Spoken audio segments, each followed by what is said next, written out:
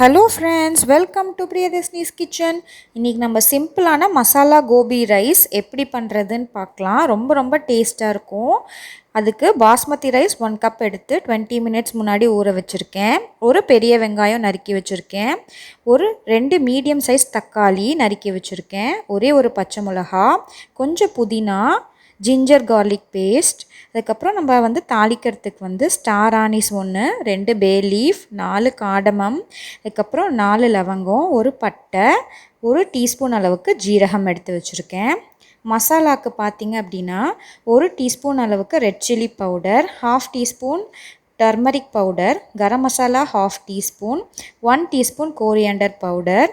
இது என்ன பார்த்திங்கன்னா காலிஃப்ளவர். இதை தண்ணிக்குள்ளே போட்டு கொதிக்கிற தண்ணியில் கொஞ்சம் மஞ்சள் பொடி போட்டு நல்லா ஒரு 5 மினிட்ஸ் வேக வச்சுட்டு எடுத்து வச்சுருக்கேன்.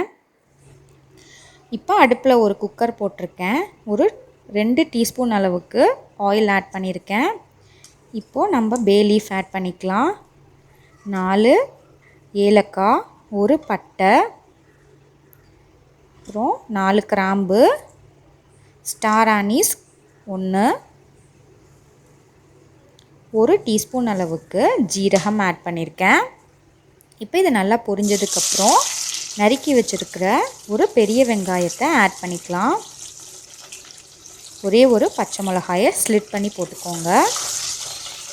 வெங்காயம் ஓரளவுக்கு வதங்கட்டும். இப்போ நம்ம ஜிஞ்சர் கார்லிக் பேஸ்ட் 1 டீஸ்பூன் அளவுக்கு ஆட் பண்ணிக்கலாம். நல்லா மிக்ஸ் பண்ணிக்கோங்க.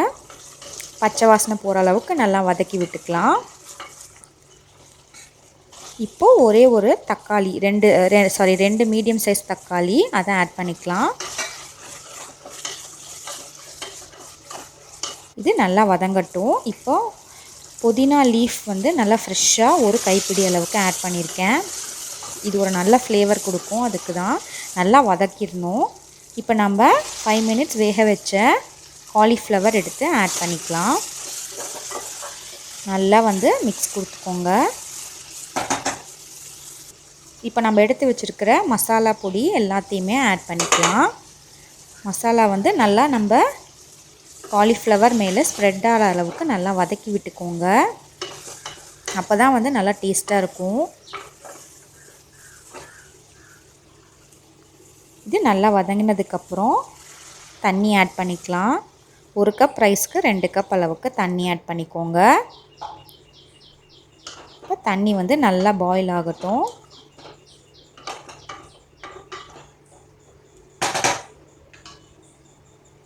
இப்போ நம்ம உப்பு தேவையான அளவு ஆட் பண்ணிக்கலாம். தண்ணி நல்லா கொதிக்கிறதுக்கப்புறம் நம்ம அரிசி ஆட் பண்ணிக்கலாம்.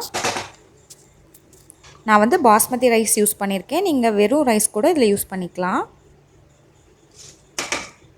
சாப்பாட்டு அரிசி கூட யூஸ் பண்ணால் நல்லாயிருக்கும். அரிசி ஆட் பண்ணதுக்கப்புறம் நல்லா மசாலாவோட கோட்டார அளவுக்கு மிக்ஸ் பண்ணிக்கோங்க. இப்போ எல்லாமே நல்லா மிக்ஸ் ஆகிடுச்சு. நல்லா ஒரு கொதி வந்ததுக்கப்புறம் நம்ம குக்கரை மூடிடலாம். குக்கரை க்ளோஸ் பண்ணிவிட்டு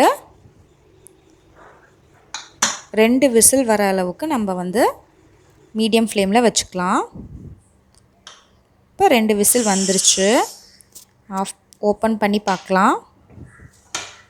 நம்மளோட சூப்பரான மசாலா கோபி ரைஸ் ரெடி ஆகிடுச்சு. சட்டுன்னு செஞ்சு லஞ்ச் பாக்ஸ்க்கு பேக் பண்ணிடலாம் ஃப்ரெண்ட்ஸ். இதை நீங்கள் உங்கள் வீட்டில் ட்ரை பண்ணி பாருங்கள். கடைசியாக நான் மேலே ஒரே ஒரு டீஸ்பூன் அளவுக்கு நெய் ஆட் பண்ணிக்கிறேன். ஏன்னா கிட்ஸ் கொடுக்கும்போது நல்லாயிருக்கும். அதுக்காக தான். அவ்வளோதான் ஃப்ரெண்ட்ஸ், சூப்பரான மசாலா கோபி ரைஸ் ரெடி ஆகிடுச்சு. இதை ட்ரை பண்ணி பாருங்கள். பார்த்துட்டு உங்களோட கமெண்ட்ஸை ஷேர் பண்ணுங்கள். இப்போ இந்த ரைஸ் உடச்சி விடாமல் நல்லா கலரி விட்டுக்கோங்க. நல்லா சூப்பராக வந்திருக்கு.